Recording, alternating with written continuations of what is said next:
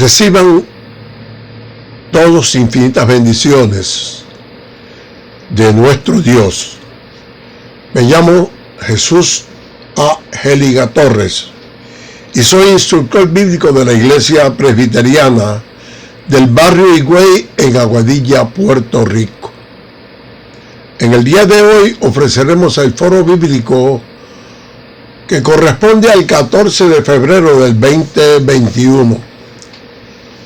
Y el mismo ha sido titulado con el nombre de Las Parteras y estará fundamentado en versos del libro de Éxodo, capítulo 1, versículos desde el 8 hasta el 21.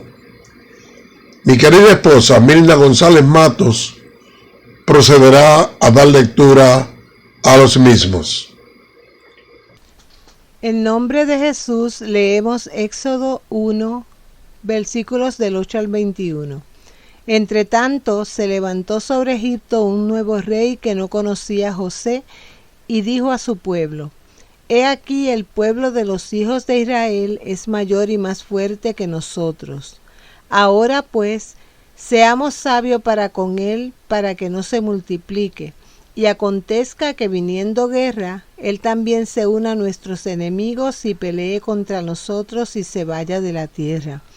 Entonces pusieron sobre ellos comisarios de tributos que los molestasen con sus cargas, y edificando para Faraón las ciudades de almacenaje Pitón y Ramasés. Pero cuando más los oprimían, tanto más se multiplicaban y crecían, de manera que los egipcios temían a los hijos de Israel.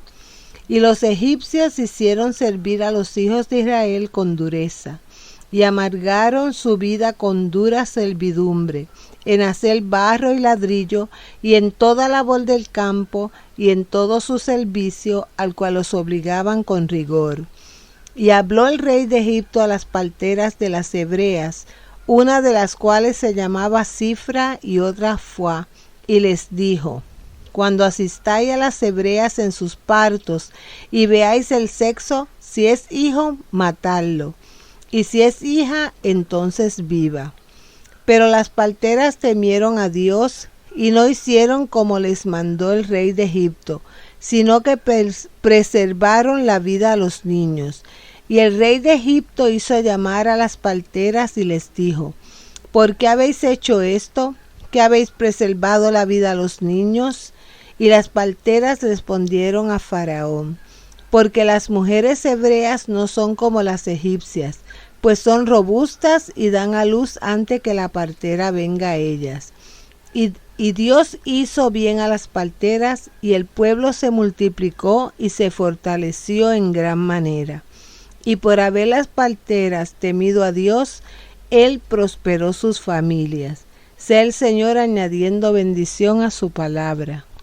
En el día de hoy damos inicio a la sexta unidad de los foros bíblicos diseñados para enfrentarnos con herramientas propias, herramientas adecuadas, adaptadas al periodo de pandemia del coronavirus al que aún nos estamos enfrentando y el que, gracias al Señor, estamos combatiendo. La lección de hoy nos habla de uno de los más singulares narrativos de supervivencia del pueblo judío a lo largo de su historia. Como preámbulo a esta historia, el libro del Génesis nos relata la historia de José, el hijo preferido de Jacob. En ese narrativo aprendimos que los hermanos de José, ofendidos por lo que ellos interpretaban como jactancia de él, le venden a la esclavitud y es llevado de la mano invisible de Dios. Y de esa manera José se convierte en el sirviente de Potifar. Pero al negarse a acceder a los caprichos de la esposa de su amo, es acusado falsamente por ella y es injustamente encarcelado. Allí José interpretó correctamente los sueños de dos de sus compañeros de prisión, haciendo que Faraón, que buscaba a alguien que le interpretara su propio sueño, se fijara en él. José entonces interpretó el sueño de Faraón y esto resultó eventualmente en su nombramiento como segundo en mando al propio Faraón, y se le encargó de almacenar las provisiones que mantendrían a Egipto a lo largo de la hambruna venidera. Durante esa hambruna, precisamente, los hermanos de José, sin saber el estatus exaltado de José, fueron a Egipto para comprar comida y trataron directamente con José sin poderlo reconocer. Eventualmente José se revela ante sus hermanos y logra con eso la reconciliación de la familia. Y esto culminó con Jacob y toda su familia, alrededor de unas 70 personas, estableciéndose en Egipto. El libro de Génesis cierra con la historia de la muerte de José a la edad de 110 años. En ese periodo, los que habían migrado a Egipto se habían multiplicado de manera exponencial.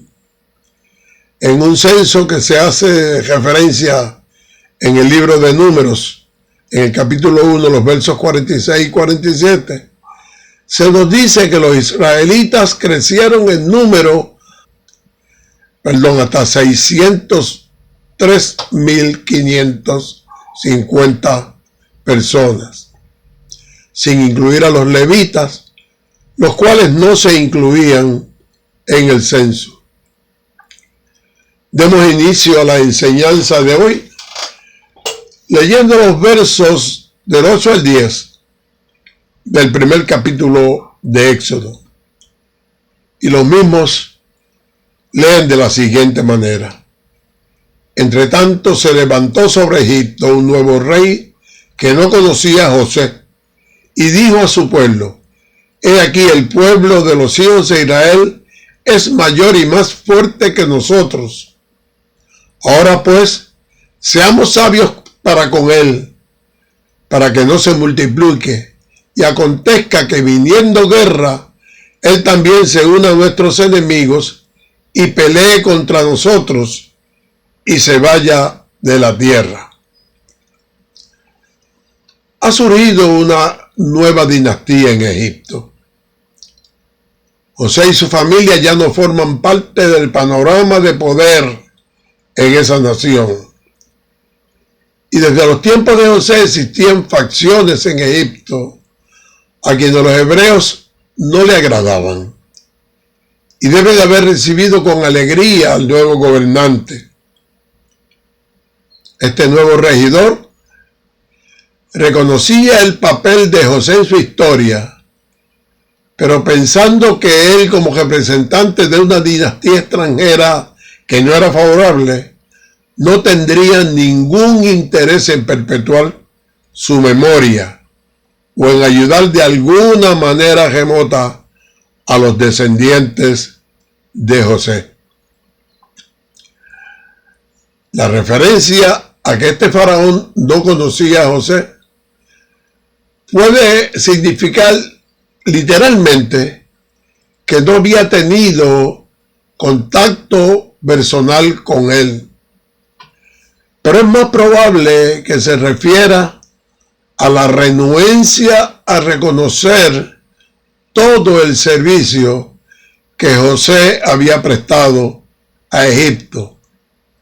Es posible que en la mente de este nuevo faraón estuviese la idea de lanzar una nueva política con relación al pueblo israelita que permanecía en esclavitud en esas tierras. Con razón o sin ella, el faraón opina que el pueblo hebreo se ha constituido en uno más numeroso y fuerte que los que ahora gobiernan, y esa debe haber sido la razón para lanzar una nueva política de opresión y de exterminio sistemático.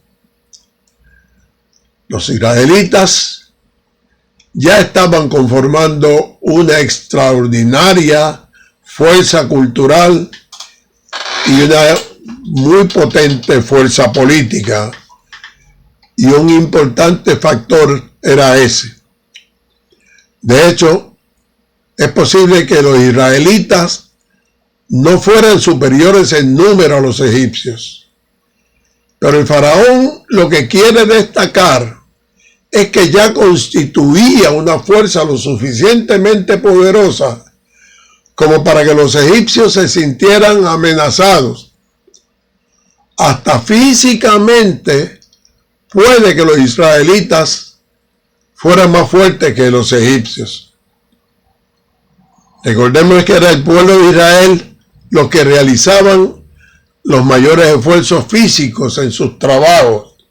Cualquiera que haya estado al tanto de lo que acontece en los Estados Unidos verá una posible similitud en los comentarios del faraón con las expresiones de algunos políticos extremistas en la nación americana. Con cada ola sucesiva de inmigración a los Estados Unidos, ha surgido en medio de algunos una gran preocupación xenofóbica. Hemos leído, hemos escuchado expresiones variadas contra afroamericanos, en algún momento contra los irlandeses, contra los italianos, los judíos, contra los asiáticos, contra los hispanos, contra los puertorriqueños y con otras nacionalidades.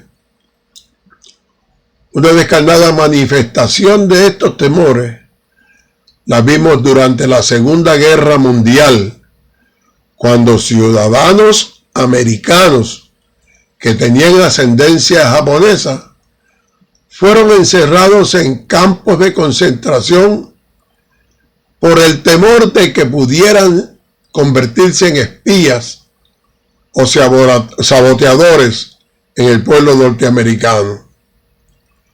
Este tipo de preocupación es conocido por gente de otras naciones.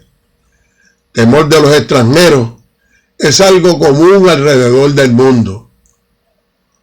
Aún en tiempos recientes sabemos que los judíos han sido blancos de masacres organizadas. El Holocausto alemán en Alemania durante las décadas del 1930 y 40 fue un clásico ejemplo de eso. Conflictos políticos y tribales en todos los continentes han resultado en millones de muertes a lo largo del último siglo.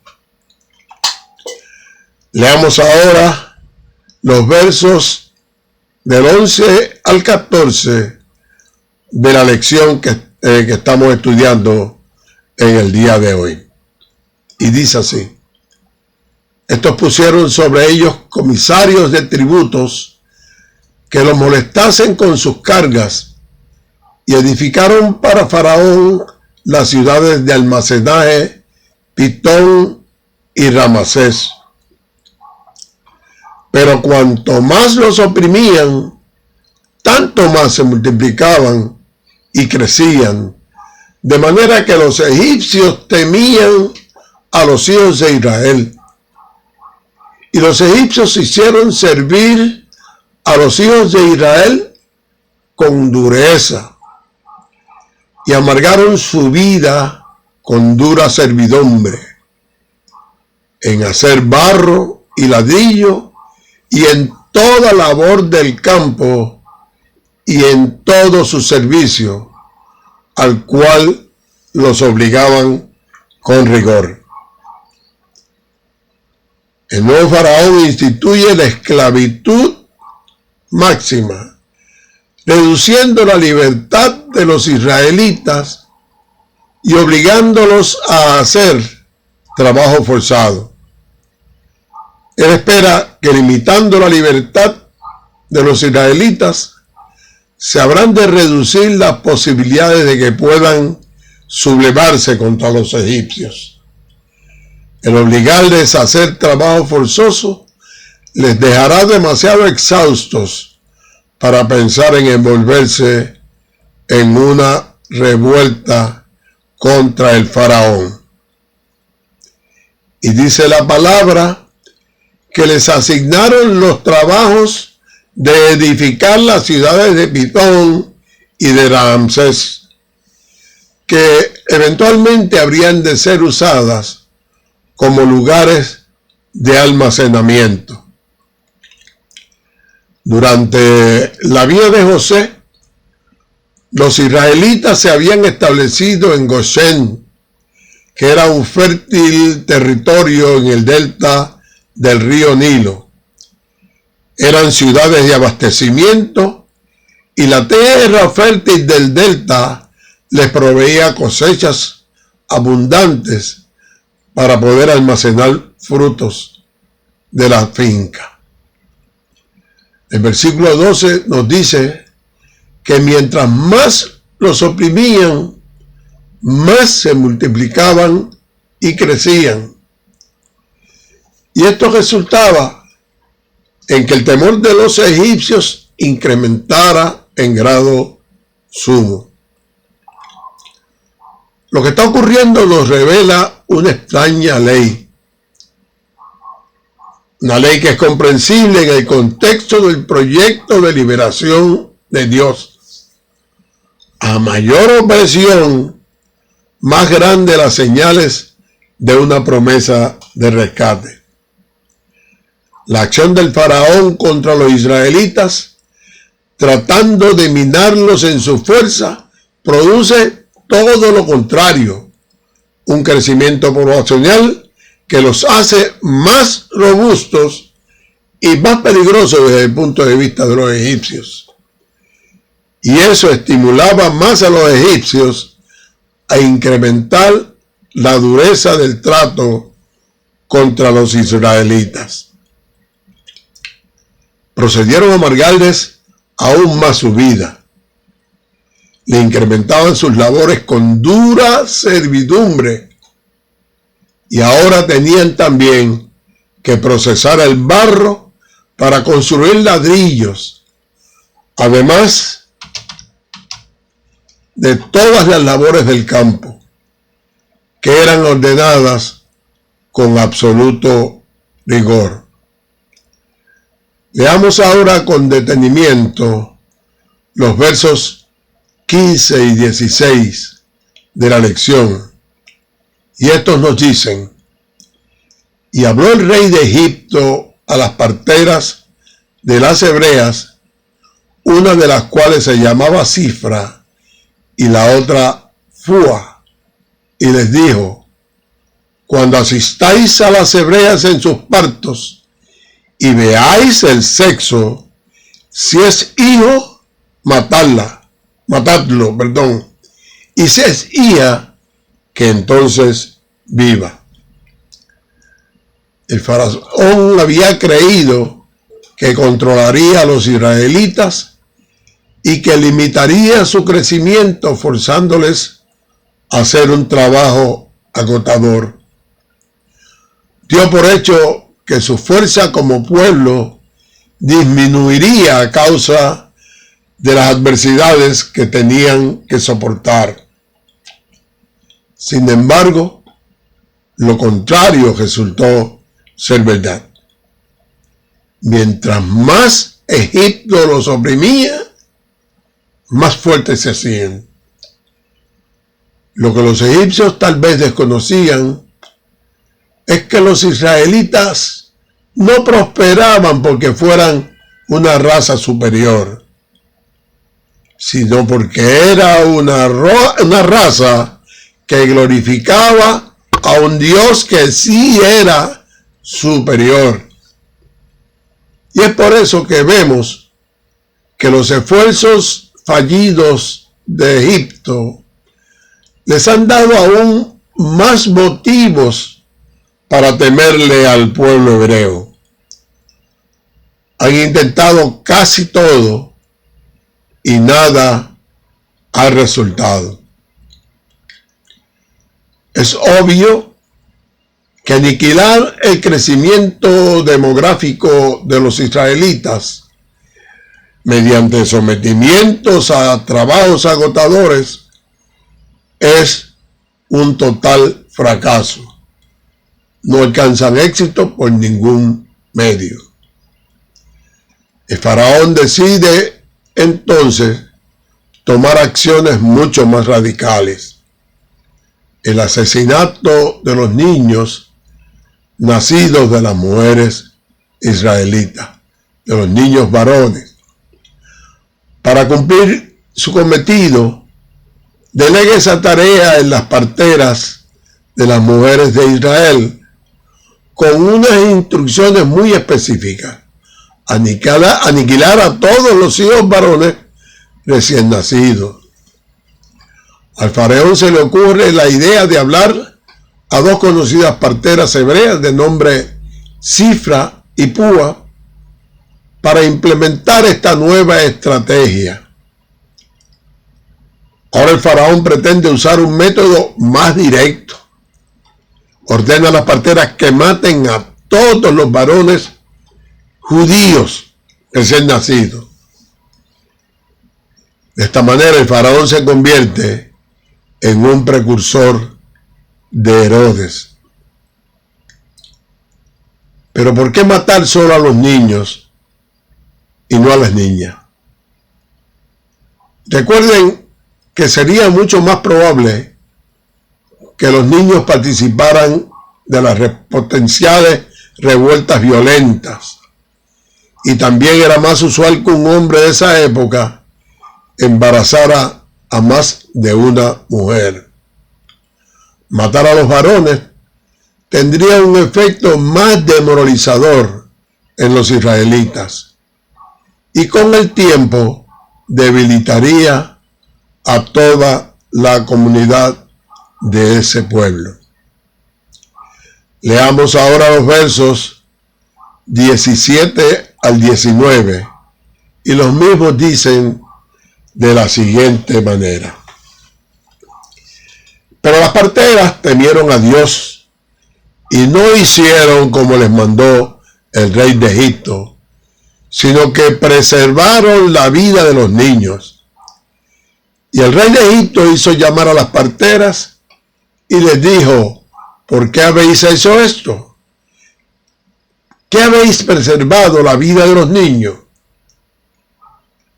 Y las parteras respondieron a Faraón: porque las mujeres hebreas no son como las egipcias, pues son robustas y dan a luz antes de que la partera venga a ella. En la Biblia, el temor a Dios implica que se confía en Él, que se le tiene reverencia y que se tiene absoluta fe en sus designios. Aunque el faraón tenía poder sobre la vida o la muerte de estas mujeres, de las parteras, ellas estuvieron determinadas a cumplir la voluntad de Dios antes que la del faraón, y estaban absolutamente confiadas en que Dios habría de vindicar esta lealtad de ella. Obedeciendo al Dios de los cielos, las parteras desisten de asesinar a los niños. La historia de la humanidad está llena de ejemplos de gentes que mostraron su gran valor y que hicieron bien ante una fuerza malvada y poderosa.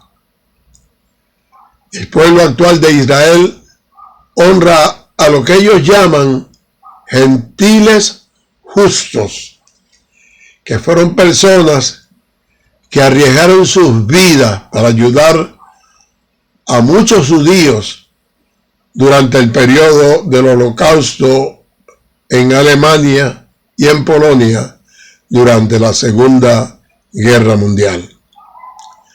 La película estadounidense Schindler's List, considerada por muchos como una de las mejores películas en la historia del cine, relata un periodo de la vida de Oskar Schindler, un empresario miembro del partido nazi alemán que salvó de morir en el Holocausto a más de 1,000 judíos polacos durante la Segunda Guerra Mundial, empleándolos como trabajadores de sus fábricas. Sabemos que Safra y Púa eran parteras hebreas, pero no sabemos con seguridad si eran israelitas. Quizás fueron ellas las primeras gentiles justas, según la denominación del pueblo de Israel. Faraón enfrenta a las parteras con sus acciones diciéndole: ¿por qué habéis hecho esto? Que habéis reservado la vida de los niños. Como un tirano de poder absoluto, el faraón esperaba obediencia total. Tenía la autoridad para ordenar la ejecución de estas mujeres por haber desobedecido su orden directa. Pero las mujeres se valen de su ingenio y responden a Faraón diciendo: porque las mujeres hebreas no son como las egipcias, porque son robustas y paren antes de que la partera venga a ellas. Puede que ellas no estén tan lejos de la realidad. Los israelitas han demostrado ser mucho más vigorosos de lo que el faraón estaba esperando. Aguantaron las duras condiciones que se les habían impuesto, creciendo en fuerza y creciendo en número poblacional. Ahora las parteras le dicen que las mujeres hebreas son fuertes e independientes cuando se trata de dar a luz. Mucho más fuertes y mucho más independientes que las mujeres egipcias. Las mujeres hebreas son capaces de dar a luz casi sin asistencia. Por tanto, no necesitaban parteras. No sabemos cuánto de lo que dijeron las parteras hebreas fuera cierto. Quizás las mujeres hebreas verdaderamente son fuertes e independientes. No obstante, es probable que las parteras ayudaran en los partos de mujeres judías y que hubieran desobedecido la orden del faraón de matar a los varones.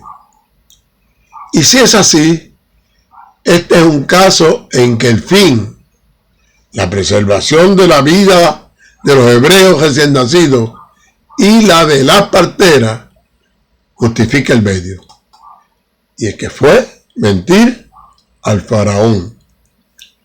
Esa frase, el fin justifica los medios, fue atribuido al filósofo político italiano Nicolás Maquiavelo, pero la realidad es que la frase la escribió Napoleón Bonaparte, de hecho en un libro que se llama El Príncipe, escrito por Maquiavelo, en la última página de ese libro, habiéndolo terminado de leer. Pero la realidad es que esa es una expresión resbaladiza que puede tener malas consecuencias. Pero tenemos que reconocer que hay situaciones extremas en las que puede resultar apropiada. Y esta situación de las parteras parece ser una de esas situaciones.